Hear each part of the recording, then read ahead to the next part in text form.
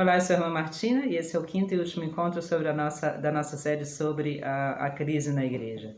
A gente mencionou nos nossos encontros passados a necessidade do discernimento, a necessidade de conservar a nossa razão, pensar com a própria cabeça, a necessidade da fé, da confiança, a necessidade da coragem. A crise não é nova, vai haver sempre crise, sempre houve crise. A crise vem do pecado, não vem de Deus. E, portanto, na medida em que a gente se afasta de Deus, a gente se afunda cada vez mais na crise.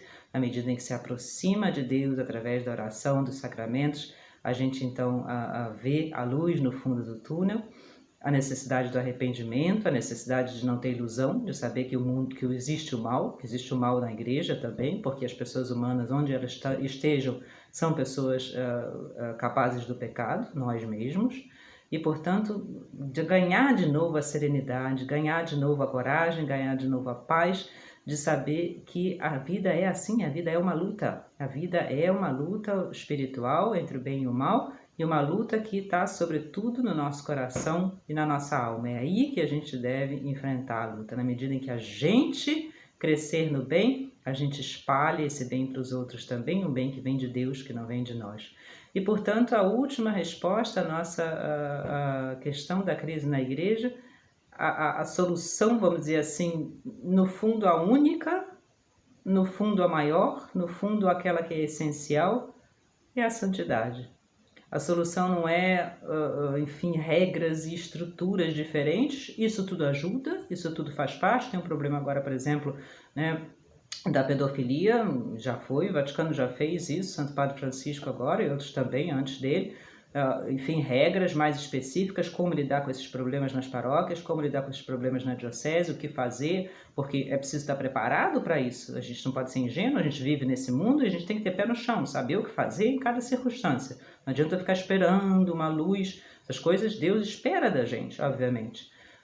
Por outro lado, a necessidade de justamente, né, não ter ilusões, não ter ingenuidade, saber que o mal existe, que é, portanto, a gente tem que abrir os olhos, a gente tem que saber com quem a gente lida, não é porque a pessoa é, enfim, né, um padre, um bispo, uma freira, que são pessoas santas, esse clericalismo que a gente mencionava num outro encontro, não ajuda em nada, mas isso quem diz é o próprio Santo Padre, portanto não é uma coisa que a gente inventa.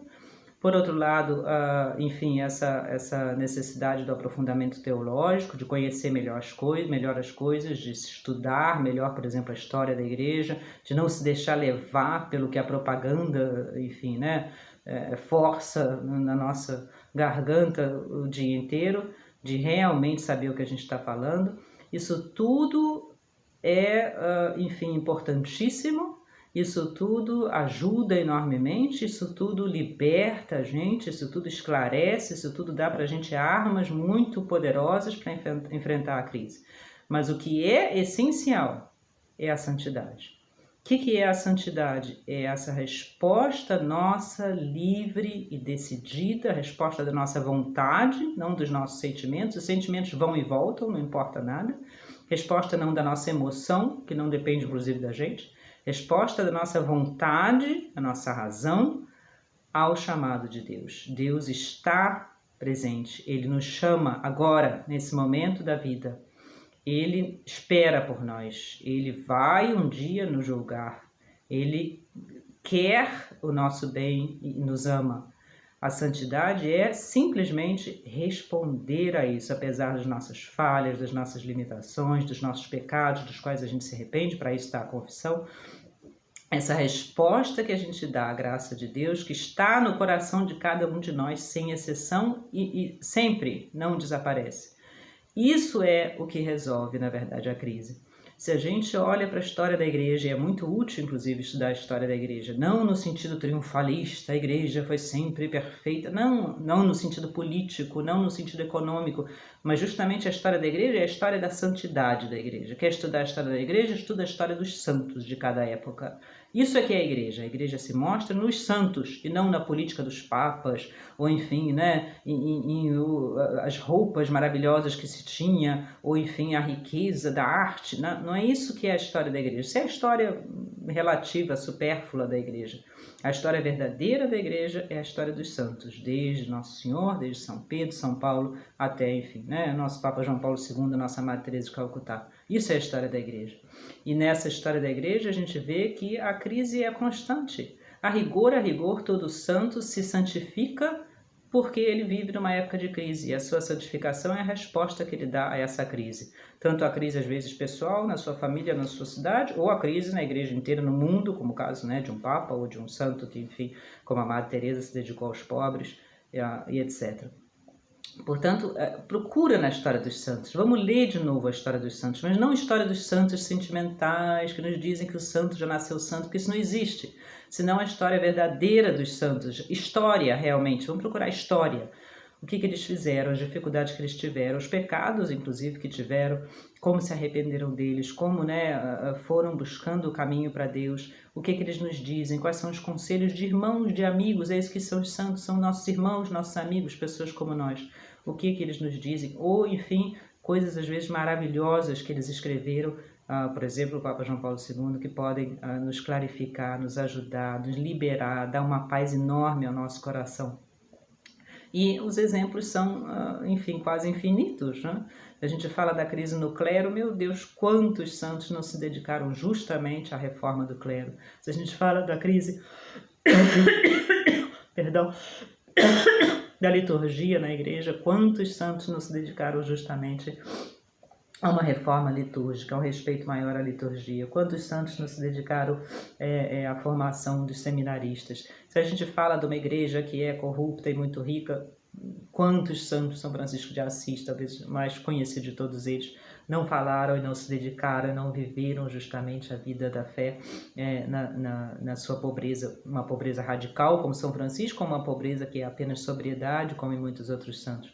Enfim, não há crise na igreja para a qual a gente não encontra um santo que tenha respondido a ela. A crise no papado, uma Santa Catarina de Sena, enfim, né? A crise nas famílias, quantos santos pais de família, marido, mulher, enfim, homens e mulheres, quantos santos crianças, quantos santos mártires, quantos santos sacerdotes, freiras, leigos, quantos santos profissionais, quantos santos médicos, quantos santos militares, há de tudo, quantos santos, enfim, né, que morreram dando a vida pelos outros, quantos santos que tiveram uma vida, de certa forma, sem grandes acontecimentos, mas cheias de Deus.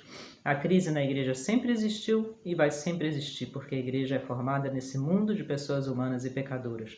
Por outro lado, o que esses santos nos dizem é justamente que é Deus quem garante a igreja, que a única solução para a igreja, para a crise na igreja, é se aproximar cada vez mais de Deus. Na medida em que a gente vai procurando soluções humanas, soluções, enfim, né, justamente novas regras, novas formas, se adaptar à mentalidade do mundo, o que a gente vai fazendo é aumentar a crise cada vez mais. A crise da igreja se resolve pondo o joelho no chão, humildemente se reconhecendo pecador, pedindo perdão a Deus, e humildemente, discretamente, sem alarde, sem sensacionalismo, pondo o nosso coração e a nossa vida realmente nas mãos de Deus.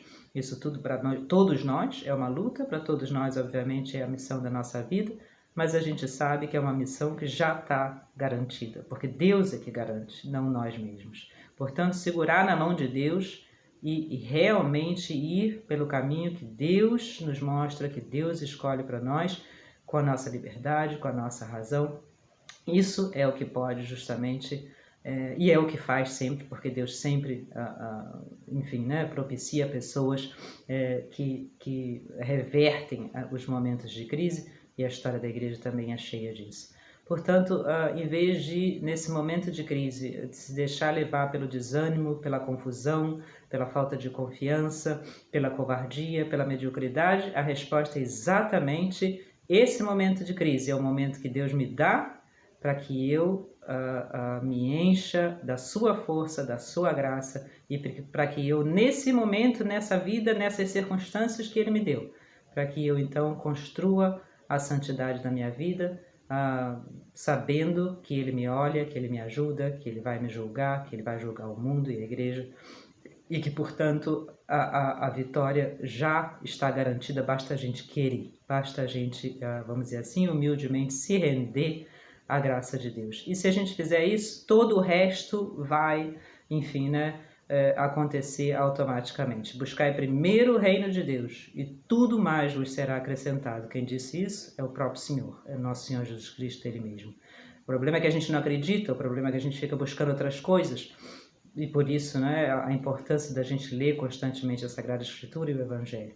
Vamos buscar em primeiro lugar o reino de Deus, a nossa própria vida, e a gente vai vendo que isso é o que é a nossa missão. Nossa missão não é corrigir os outros, não é, enfim, corrigir a igreja. Nossa missão é a santidade pessoal nossa, e isso irradia, então, para fora de nós. Que Deus nos abençoe, que Deus nos ajude e que a gente possa fazer justamente desse momento de crise na igreja a grande oportunidade da nossa vida, outros virão em tempos futuros, de purificação e de busca de santidade, de fidelidade à teologia correta, de fidelidade à moral, de evangelização, de bondade, de caridade, de humildade e de fé. Um grande abraço e que Deus nos abençoe a todos nós. Amém.